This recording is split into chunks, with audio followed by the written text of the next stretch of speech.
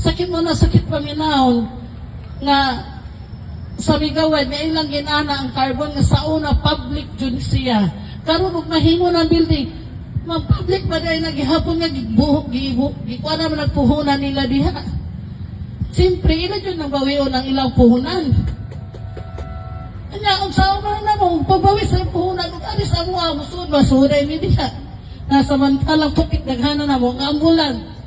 Sobra siguro na sa 4,000, ambulan pa na. Way labot sa stall owner. Ang stall owner, first, second, third. Taghan kayo, may nasuday niya na niya. Kami walay kwarta. Ang katong uba na yung kwarta, mauna dyan na may kwarta. Ang kami wala may kwarta.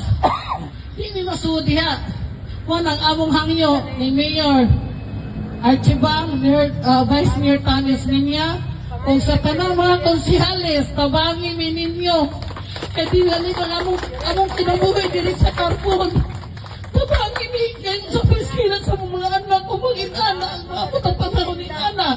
Ma-privatize. Kung dili mi, o saan na ako mga anak, karon, abi ninyo, o tinod, ang utang ko. Pari naliwan ang utang ni Ami, para sa konstruksi sa mga anak. Eskwela, doon ka college na ako, nagpay-high school, na grade 12.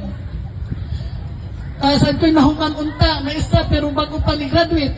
Pero, di makatarbaho, tungod kay ang panahon karon bugwa na kay experience di yung pakakasod og trabaho di pa kay katabang sakit kay paminaw nga ang kwarta nga mong gikikan niya pero pa eskwela sa mga anak nga himan may anak lang na privatize di asa pa manon niya akong mga anak mapahuman mapakanan ako ang akong mana kargador makakarga pa kaon niya na diha og sila na joy mudaan ng karbon.